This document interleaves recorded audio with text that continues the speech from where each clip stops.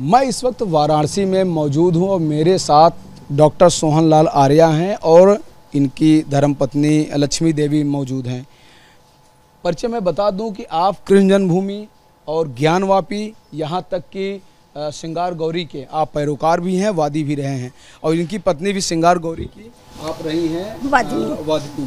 तो सबसे पहला जो विषय सर, अभी संभल की एक रिपोर्ट आई है। संभल की रिपोर्ट में चौंकाने वाले खुलासे, हालांकि भी रिपोर्ट सार्वजनिक नहीं हुई है, चर्चाओं में बात सामने आई है कि वहां पर किस तरह से सिर्फ अब 15% हिंदू बचे हैं और जिस विषय को लेकर सर्वे हुआ था वहां कुछ साक्ष्य मिले हैं कि पहले वहां पर हरिहर मंदिर मौजूद थी। क्या कहेंगे? देखिए, जो रिपोर्ट सनसनीखेज रिपोर्ट आई, डेमोग्राफिक चेंज की बात आ रही है। जहां आज़ादी के पहले 45% हिंदू रहा करते थे, आज 15% हिंदू रह गए हैं। वहां पूरी तरह यह जहां अब तक उसमें 15 बड़े दंगे हुए हैं और हर बड़े दंगों में हिंदुओं को पलायन करने के लिए बाध्य कर दिया जाता है, विवश कर दिया जाता है। और यहाँ तक कि वहाँ जो नवंबर में 2024 में जो दंगे हुए, क्षेत्रीय सांसद वर्ग की भूमिका ही बहुत ही जो है निंदनीय कही जाएगी। जो हुए दंगे, जो माननीय न्यायालय की आदेश से उस मस्जिद में जो सर्वे का काम चल रहा था, माननीय विष्णु शंकर जैन जी वो उपस्थित थे और वहाँ पर दूसरे जिले से बुलाए गए मतलब जो है जो अल कायदा के स्लीपर सेल थे या अन्य मुसलमान लोग थे, उनको दंगा कराने की साजिश से बुलाया गया, पथराव किया गया, जिस पर जो है और ये कहा गया कि विष्णु शंकर जैन जो है जय श्री राम का नारा लगा रहे थे। स्पष्ट हो गया जय श्री राम का नारा नहीं लगा रहे थे। हमारे कहने का तात्पर्य मात्र इतना है कि वह दंगों की पृष्ठभूमि में हर बार हिंदुओं को पलायन करने के बाध्य कर दिया जाता है और वहाँ के जितने भी अन्य दल वाले इस पर विशेष ध्यान नहीं देते। पूरे उत्तर प्रदेश में जो डेमोग्राफी चेंज की एक तरह से हुजूम चल पड़ी है। रामपुर हो, शाहजहाँपुर हो, अन्य जितने भी देश को, चाहे नेपाल का बॉर्डर हो, अन्य जगहें भी जो है डेमोग्राफी चेंज की बहुत बड़ी योजना चल रही है। मैडम, सबसे पहले संभल की जो रिपोर्ट आई है उसमें हरिहर मंदिर के कुछ सबूत मिले हैं, ऐसी बातें निकल कर आ रही। इस पर आप क्या कहेंगे? चूँकि आप लोगों ने एक लंबी लड़ाई श्रृंगार गौरी में भी लड़ी और उसमें भी यही कहा गया कि यहाँ कुछ नहीं, आप लोगों ने उसको साबित करके दिखाया। क्या कहेंगे? ये जो हरिहर मंदिर, जो संभल का जो शाही मस्जिद है, वो दरअसल हमारा हरिहर मंदिर है और उसको मतलब जैसे यहाँ पे बनारस में औरंगजेब ने उसको तोड़ के मतलब ज्ञानवापी का मतलब मंदिर का निर्माण किए, लेकिन हमारा मंदिर है। उसी तरह बहुत जगह पे भी किया गया, उसी में संभल भी एक है, लेकिन हरिहर मंदिर है। ऐसा सर्वे हुए हैं, बहुत से प्रमाण उसमें मिल रहे हैं, कुएँ भी उसमें हैं, मतलब कूप होते हैं, हर मंदिर में एक कूप होता है, कुआँ होता है, उसी के जल से मतलब भगवान जी का जलाभिषेक करते हैं। कहीं न कहीं इस लड़ाई को अच्छे से लड़ने की आवश्यकता है कोर्ट में, कानूनी ढंग से, ताकि चीज़ें साफ हो सके।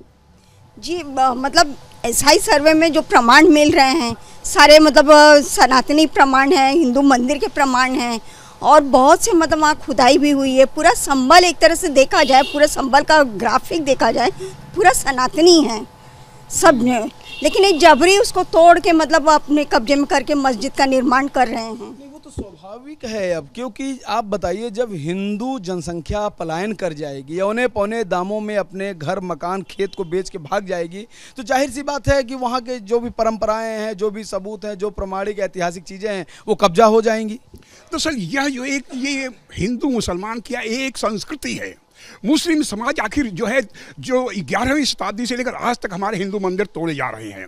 हिंदू मंदिर को तोड़ना ही नहीं बल्कि उस पर मस्जिद का निर्माण कर देना, ये 40,000 मंदिर हमारे तोड़े गए। तो ये साजिशन संस्कृति और सभ्यता का यह संघर्ष हम ये कहते हैं। आखिर क्या कारण है कि मंदिर वहीं बनाए गए? इतनी बड़ी आबादी थी। इतना ये महत्वपूर्ण विषय है, यह चिंता वाली बात है। दूसरे राजनीतिक दल या अन्य कहें, वह इस पर क्यों नहीं प्रकाश डालते, क्यों इस पर अध्ययन नहीं करते कि आखिर उत्तर प्रदेश के जिले क्यों अल्पसंख्यक हिंदुओं से होते जा रहे हैं, हिंदू अल्पसंख्यक क्यों होता जा रहा है?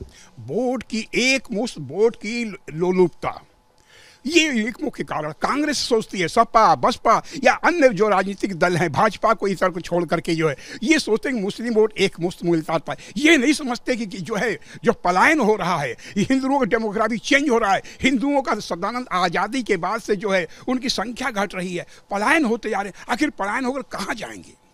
ये एक बहुत बड़ा महत्वपूर्ण प्रश्न है। कश्मीर से जितने लोग पलायन किए थे कश्मीरी हिंदू, उनकी अभी वापसी नहीं हो पाई है, तो आप उत्तर प्रदेश में जो लोग भाग रहे हैं, जो लोग औने पौने दामों में अपनी प्रॉपर्टी बेच के निकल रहे हैं, उनका क्या होगा? यही तो एक बड़ी समस्या है। अभी अभी तुरंत बांग्लादेश में हिंदुओं की दुर्दशा को आप लोग देखें, तो वहाँ की महिलाओं के साथ दुर्दशा देखिए, रेप हो रहा है, लेकिन उनकी जो चीख पुकार चित्कार सुनाई देता है, हम लोग जो है रोंगटे खड़े जाते हैं। और यहाँ फिर वही आज नहीं तो 10 साल 20 साल बाद वही स्थिति यहाँ पर होने वाली है। आखिर जो राजनीतिक दल हैं उनको भी भले ही जैसे सपा हो, कांग्रेस हो, इनको भी एक दिन सोचने को मजबूर हो जाना पड़ेगा। यह इसलिए यही नहीं रुक रहा है। मौलाना, उस पर जो भी रिपोर्ट, जो कुछ अंश जो बाहर आ रहे हैं, उस पर कह रहे हैं कि ये रिपोर्ट बायस है, एक तरफा है और ये ठीक नहीं है। इस पर क्या? ये देखिए, ये 3 जो नवंबर में हुए 3 सदस्यीय जो कमेटी है, 450 पेज की जो रिपोर्ट आई है, बहुत ही हम तो ये समझते हैं सत्य है। यानी इसको ये कहना, मुल्ला मौलवी का ये कहना कि यह गलत है, वो तो कहेंगे ही भाई। जो प्रशासनिक अधिकारी जो क्षेत्र में देखे जो क्षेत्र में देखे जो घटना हुए, गवाहों के आधार पर यह रिपोर्ट जो दाखिल हुई है, यह सत्य है।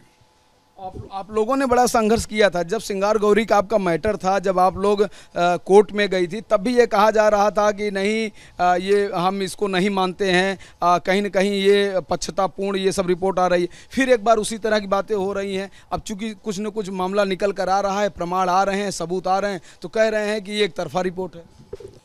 ये सब कहेंगे मतलब ये सब सबको भटकाना चाहते हैं कि सत्य सामने ना आए, सत्य को छुपा के हम रखें, इसीलिए कहते हैं कि ये सब गलत है, झूठ कह रहे हैं इस तरह से। और एसआई सर्वे रिपोर्ट आई है, उससे सत्यता प्रमाणित होगी।